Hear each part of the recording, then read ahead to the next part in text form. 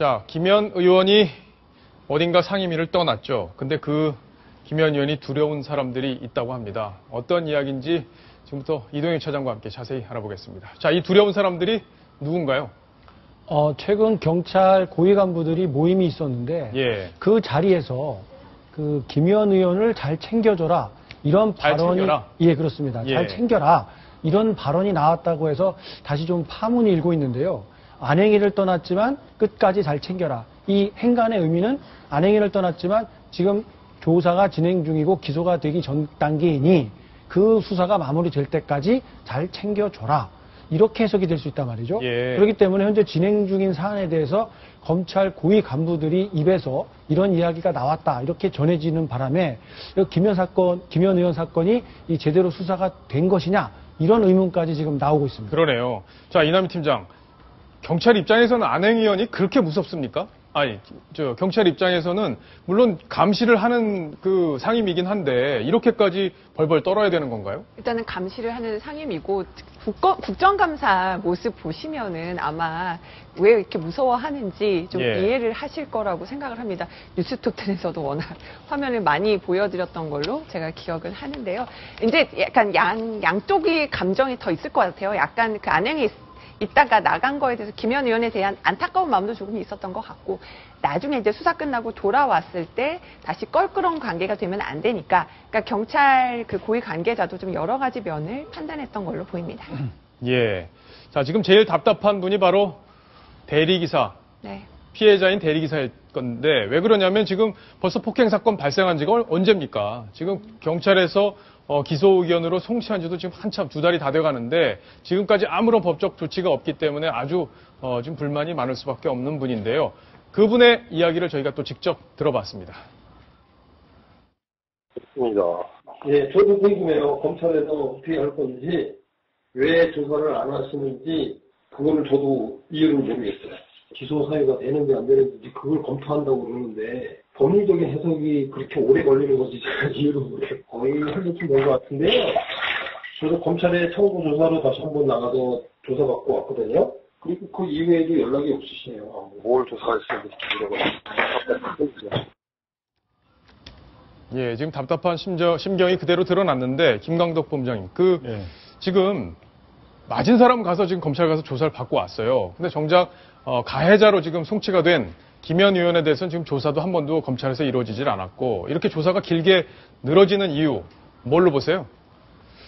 어쨌든 김현 의원이 그 조사가 그러니까 이 가족들에게 저희도 가족뿐만 아니라 김현 의원이 이 운전기사한테 전혀 연락을 안 한 거는 잘못인 것 같고, 그 다음에 김현 의원이 우리가 그 현장에서 굉장히 수년 동안 만나왔는데요.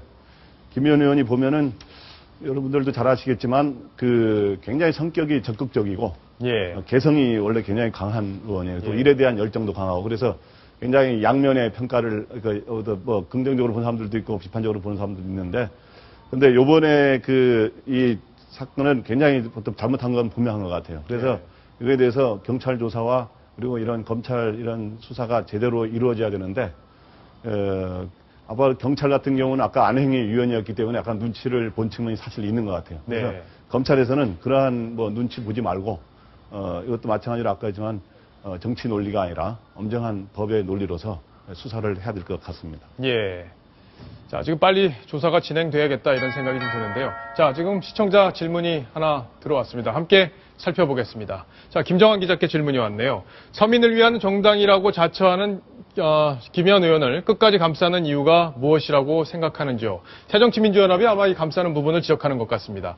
한 사람 때문에 당 이미지 나빠져도 괜찮다는 것인지 이해가 안 됩니다. 이렇게 얘기를 했는데, 자, 지금 새정치민주연합에서 빨리 나가서 조사받아라 이렇게 해서 오히려 정리를 해주면 좋겠다. 왜 이렇게 아무 얘기가 없냐. 바로 이 부분을 지적한 말씀인 것 같습니다. 네. 당내의 입장도 이렇게 좀 여러 갈래로 갈라져 있고 이렇게 한 방향으로 일괄적으로 정리가 안 된 것 같다는 생각은 드는데요.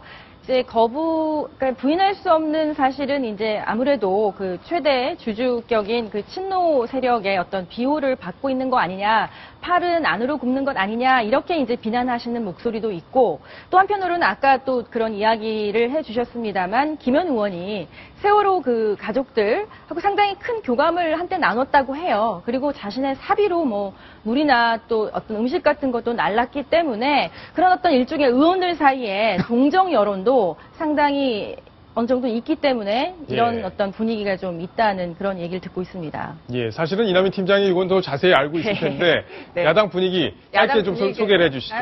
이렇더라고요. 의원들 다 이렇게 일반 국민들 만나면 왜 김현 의원 당에서 안 쫓아내나 이런 얘기를 정말 많이 듣는다고 해요. 예. 그런데 그렇다고 정작 앞에 가서 김 의원 앞에는 어떻게 또 우리 동료 의원들 그런 말을 하냐, 말 못한다, 이렇게 말씀하시는 분들이 정말 많았습니다. 예, 네. 왜 아니겠습니까?